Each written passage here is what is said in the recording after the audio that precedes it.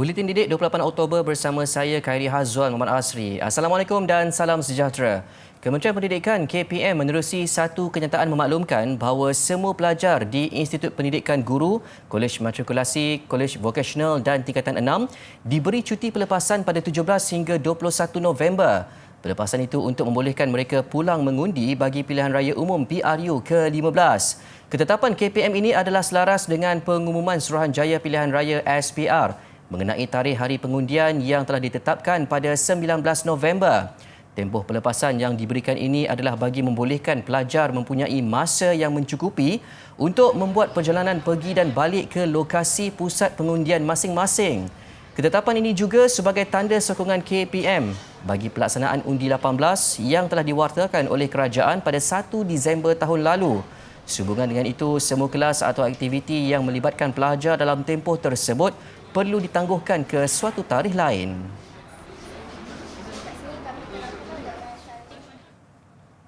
Ruang kosong dan tanah terbiar dalam kawasan sekolah dimanfaatkan dengan tanaman sayuran dan pelbagai jenis herba yang akhirnya memberi pulangan kepada sekolah. Inisiatif itu dilakukan Sekolah Menengah Kebangsaan Syed Hassan di Kangar Perlis. Dinamakan sebagai Laman di Delima, ia merupakan projek yang diusahakan sepenuhnya pelajar di bawah program pendidikan khas integrasi PPKI sekolah itu. Mereka mengusahakan 230 polybag tanaman terung, sawi hidroponik, cendawan, nanas serta pelbagai pokok herba, antaranya kesum, halia, kunyit dan kaduk. Setiap pelajar mempunyai tugas masing-masing dan mahir melaksanakannya, termasuklah kemahiran membancuh dan menyediakan baja. Ilmu berkebun itu diperoleh melalui kursus yang diberikan Jabatan Pertanian. Bancuh baja, lagi kutip tu hasil cendawan. Macam-macam tanam pokok apa, semai pokok. Hasil tuaian dijual di kantin dan kepada warga sekolah. Biasanya sayuran itu ditempah para waris dan kedai runcit di kawasan sekitar. Dekat bilik guru. Dengan apa? Kantin. Dia rasa macam mana tu bila pokok yang ditanam berbuah? Rasa seronok. Sekarang ni Alhamdulillah lah setelah lebih kurang 4 ke 5 tahun saya mengajar dalam OPT ni, dia orang dah pandai daripada semai biji benih, tanam, penjagaan dia, kutip hasil dan jual. Sekarang ni kami tengah proses untuk buat baja kompos pula. Bukan setakat itu sahaja, pengetuanya Ros Azhar Cik Arifin sedang merangka projek baharu iaitu ternakan ikan air tawar seperti tilapia, patin, lampam dan puyuh. Beliau telah memanjangkan idea itu kepada Jabatan Perikanan Negeri dan Jabatan Pengairan dan Saliran, memandangkan sekolah itu mempunyai aliran sungai. Antara padang sekolah dengan bangunan sekolah kami dipisahkan oleh sungai. Sebenarnya geran dia berasingan lah. Geran sekolah satu, geran asrama dengan stadium satu. So antara dua tanah ni dah ada sungai. So sungai itu pun memang saya dah dapat kebenaran daripada GPS yang mengatakan sungai itu kurang berfungsi. Kurang berfungsi ni untuk pertanian tu dia tak guna dah sebab dia ada sungai yang baru. Jadi memang digalakkanlah kita untuk membuat apa-apa aktiviti yang bersesuaian dengan pelajar-pelajar sekolah lah, asalkan tidak membahayakan lah. Selain projek tanaman, pelajar PPKI SMK Syed Hassan turut terlibat dalam pembuatan roti dan pizza serta murid dengan kefungsian rendah KR diletakkan di bawah projek dobi dan mencuci kereta. SMK Syed Hassan juga merupakan sekolah sukan Negeri Perlis. Bagi membantu mengawal paras air di dalam bekas takungan tanaman hidroponik, seorang guru dari Sekolah Kebangsaan Tanjung Belanja, Parit Perak, mencipta robot yang digelar Wastebot. Robot itu mampu memberi amaran sekiranya paras air di dalam bekas tanaman rendah ataupun tinggi. Menurut penciptanya Muhammad Firdaus Jaafar, idea untuk mencipta robot tercetus selepas tanaman hidroponik yang diusahakan di pekarangan sekolah mengalami masalah pembesaran akibat kekurangan air. Dia boleh mengesan takungan air dan boleh berfungsi sebagai penghalau burung. Di mana dia ada sensor di situ. Jadi kalau ada burung lalu dia akan mengeluarkan bunyi. Dia cuma adalah prototype dan tidaklah mengeluarkan bunyi yang kuat. Tapi kalau ada burung lalu ke apa benda ke, dia boleh mengeluarkan bunyi. Tambahnya, beliau turut dibantu oleh murid-murid tahun 6 sekolah tersebut dan mengambil masa hampir 1 bulan untuk disiapkan. Katanya murid yang terlibat diberi tanggungjawab untuk membuat sistem pengaturcaraan dan seterusnya dimasukkan ke dalam sistem robot tersebut. Jelasnya dengan kos hampir RM100, robot itu beroperasi sepenuhnya dengan menggunakan kuasa bateri. Pihaknya bercadang untuk membina robot tersebut pada skala yang lebih besar, namun mempunyai kekangan dari segi mendapatkan dana. Ini kerana menurutnya kos untuk membina sebuah lagi waste boat yang bersaiz besar boleh mencecah sehingga RM500. Beliau berharap mana-mana pihak sudi untuk menampung kos pembinaan robot tersebut bagi merealisasikan harapan sekolah amnya dan murid tahun 6 khususnya.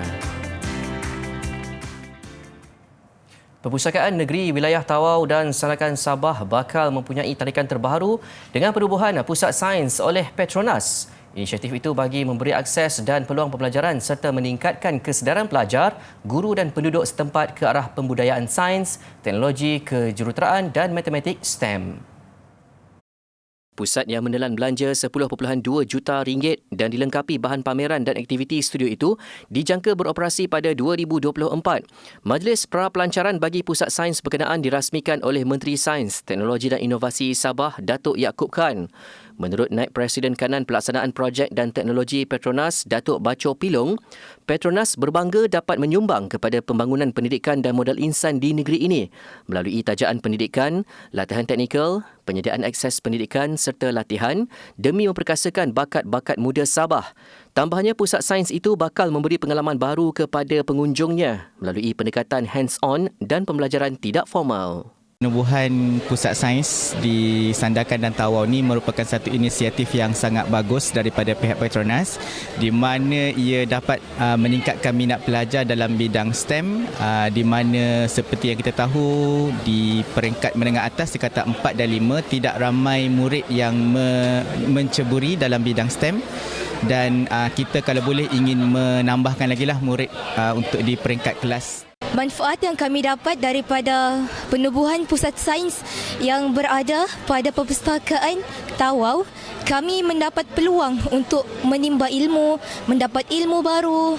Banyak yang kami belajar. Bangunan pusat sains di Library Tawau dapat memudahkan kami sebagai pelajar yang belajar di Tawau lebih mudah untuk mempelajari pasal inovasi dan dapat membuatkan kami dapat mencipta lebih banyak inovasi yang dapat memajukan negara. Pada majlis sama, Petronas turut menyerahkan surat niat kepada 5 institusi pendidikan teknikal dan latihan vokasional TVET di bawah program bantuan penajaan dan latihan institusi vokasional VISTA. 5 institusi terlibat ialah Institut Latihan Teknik dan Perdagangan Papar, Kolej Teknikal Yayasan Sabah, Institut Kemahiran Mara Kota Kinabalu, Akademi Binaan Malaysia Wilayah Sabah serta Sabah Skills and Technology Centre.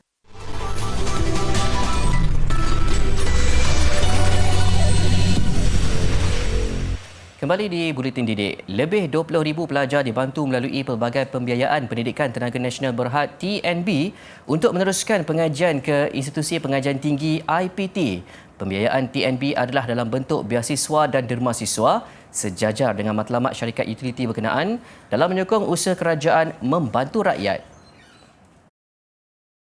Menurut pengerusi TNB Datuk Seri Hassan Arifin, tahun ini TNB melalui Yayasan Tenaga Nasional YTN menawarkan beasiswa kepada anak-anak orang asli untuk mengikuti pengajian peringkat diploma dalam bidang perakaunan dan pengajian perniagaan di Universiti Tenaga Nasional Unitan Muazzam Shah. Seramai 470 pelajar menerima pembiayaan berkenaan, membabitkan 60 penerima TNB Prime Scholarship, 30 pelajar menerima TNB Shine Sponsorship, 10 menerima beasiswa khas TNB dan 370 lagi menerima MyBF.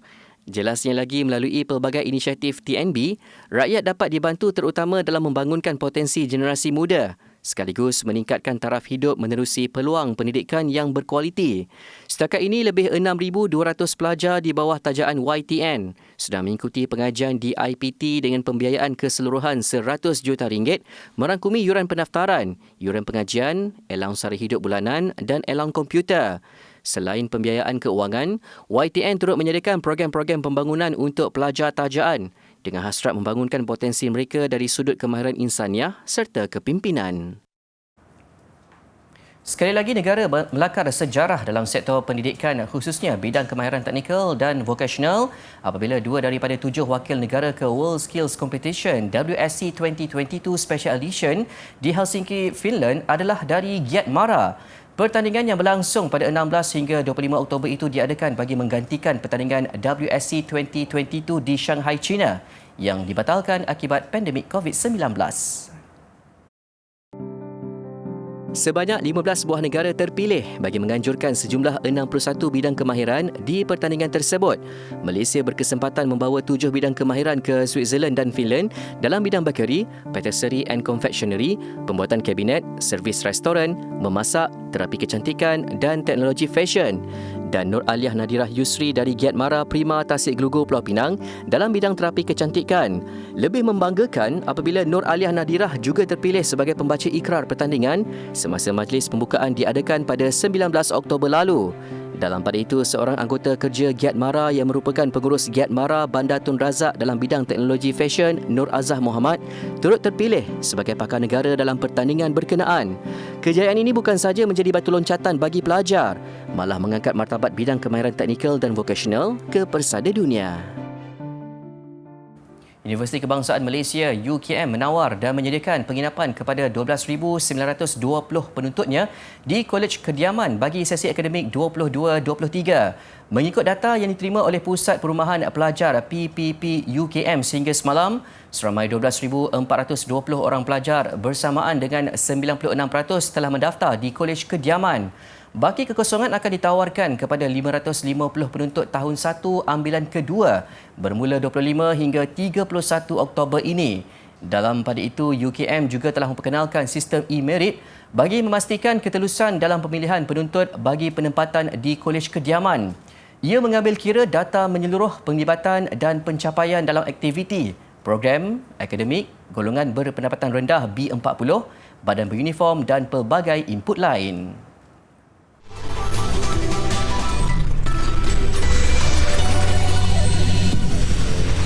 Seramai 155 ahli pandu puteri dan pengangkat puteri rantau Asia Pasifik berkumpul di Sandakan Sabah bagi menyertai Girls Summit 2022. Perkemahan antarabangsa pertama selepas pandemik COVID-19 ini melibatkan peserta dari Singapura, Filipina, Kemboja, Maldives, Sri Lanka dan Malaysia dengan penyertaan teramai. Program ini bertemakan Surf Smart 2.0, mendidik peserta menjadi pelayar internet yang bertanggungjawab seperti yang disarankan Persatuan Pandu Puteri dan Pengangkat Puteri Sedunia. Ianya turut diterap dengan kesedaran pemeliharaan alam sekitar. Dalam program yang berlangsung pada kali ini, kita akan berkongsi dengan peserta mengenai program WEX, iaitu program yang datang dari Persatuan Pandu Puteri dan Pengangkat Puteri Sedunia, iaitu Surf Smart 2.0, iaitu yang akan mengajar peserta cara untuk melindungi diri dan menjadi pelayar internet yang bertanggungjawab. Program ini berlangsung selama 4 hari 3 malam di Girl Guides Wilderness Park, Sandakan Sabah. Dalam program ini, mereka akan dibawa ke Pusat Pemeliharaan Orang Utan Sepilok, menjelajah Heritage Trail Bandar Sandakan, terlibat kempen penanaman pokok, kesedaran penyalahgunaan dadah dan aktiviti motivasi. I am looking forward to it because I am a young environmentalist from the Philippines, and when I heard that the theme of this summit is focused mainly on the environment, I am so excited about it, and I am looking forward to all the activities that we will do for the next 3 days. We would like to bring this good experience in terms of knowledge, physical fit, relationship, friendship, and many other things that will be brought from Malaysia to our Cambodians fellow member. Bukan sahaja peserta luar negara teruja mengikuti program ini, peserta tempatan juga tidak sabar terlibat sama. Saya sangat gembira, sangat excited sebab banyak kawan kan yang berbeza kaum semua berkumpul sini summit camp hari ini. Ya, sangat berasa gembira. Saya sangat happy join program ni sebab saya dapat jumpa pelbagai ahli-ahli pandu puteri dari negara yang lain. Contohnya Maldives, Singapura, Cambodia, ada banyak lagi. Peserta yang terpilih bukan sahaja bertuah tetapi perlu menyiapkan diri dari segi mental dan fizikal. Kami membuat persiapan untuk persembahan.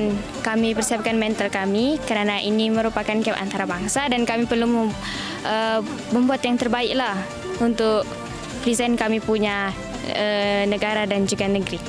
Ahli pandu puteri telah dilatih berdikari dan berkomunikasi. Walaupun baru pertama kali berjumpa, bukan halangan untuk mereka bekerjasama menyiapkan tugasan yang diberi. Jutawan dan pemilik syarikat Tesla Elon Musk menyelesaikan pengambil alihan Twitter bernilai $44 bilion Amerika. Menurut beberapa laporan media dan pelabur dalam firma itu, langkah berkenaan disusuli pemecatan Ketua Pegawai Eksekutif CEO, Ketua Pegawai Keuangan CFO dan Ketua Hal Ehwal Undang-Undang serta dasar Twitter berkuat kuasa serta-merta. Lapor media Amerika Syarikat, CEO Parag Agrawal dan CFO Ned Segal dan Vijaya Gade tidak lagi bersama syarikat itu. Musk mendakwa eksekutif tertinggi syarikat itu mengelirukan beliau dan pelabur Twitter berhubung jumlah akaun palsu di platform media sosial berkenaan. Memetik sumber dalaman syarikat, Agrawal dan Segal berada di ibu pejabat Twitter di San Francisco apabila perjanjian itu dimeterai dan diiring keluar. Menurut laman web Bursa Saham New York, saham platform media sosial Twitter akan digantung daripada dagangan hari ini. Musk tidak mendedahkan butiran siapa yang akan mengendalikan syarikat itu. Malah beliau juga merancang untuk mengurangkan jumlah pekerja, menyebabkan kira-kira 7,500 kaki tangan Twitter kini bimbang mengenai masa depan mereka. Anggota kumpulan BTS, Jin, melancarkan single pertamanya The Astronaut hari ini sebelum menyertai latihan wajib perkhidmatan tentera. Lagu dengan genre pop rock itu adalah hasil kolaborasi dengan kumpulan rock terkenal Coldplay yang juga kerjasama antara kedua-dua kumpulan. Awal bulan ini, agensi yang mewakili BTS mengumumkan Jin akan membatalkan permintaan untuk menangguhkan lagi pendaftarannya pada akhir Oktober dan mengikuti prosedur berkaitan pentadbiran tenaga kerja tentera. Jun lalu, BTS mengumumkan berehat daripada aktiviti muzik kumpulan untuk meneruskan projek solo, namun bersatu semula pada 15 Oktober untuk mengadakan konsert percuma di Busan sebagai menyokong usaha Korea Selatan untuk menjadi tuan rumah Expo Dunia 2030.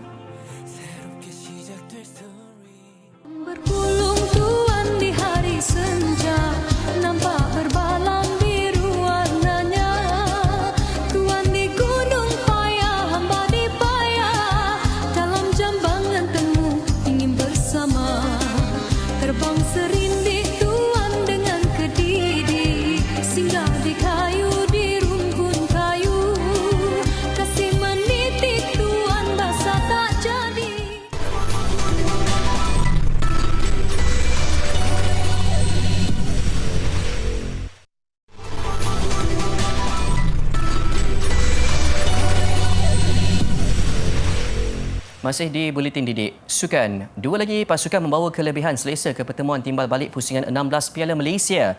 Juara bertahan yang juga pemenang 4 kali Kuala Lumpur City serta juara 2001 Terengganu FC TFC beraksi cemerlang merakam kemenangan besar di tempat lawan sekaligus sudah sebelah kaki menempah tempat ke suku akhir. TFC yang berkunjung ke Stadium Darul Makmur berdepan Sri Pahang bermula baik dengan gol pendahuluan seawal minit pertama oleh Kepas Sherman. Disusuli gol kedua Nik Sharif Hasifi Muhammad Lazim 2 minit berselang, namun skuad Tok Gajah berjaya merapatkan jurang hasil jaringan Steven Rodriguez minit ke-42. Aksi separuh masa kedua, hujan lebat nyata terus merancakkan perlawanan dengan 3 lagi gol berjaya dihasilkan menerusi Muhammad Faisal Abdul Halim minit ke-49 dan Sherman menambah 2 lagi gol minit ke-52 dan 90 sekaligus merakam hat-trick. Kekalahan 1-5 menyaksikan Sri Pahang membawa misi mustahil ke perlawanan kedua di Gong Badak Selasa depan sekiranya ingin mengubah nasib ke suku akhir.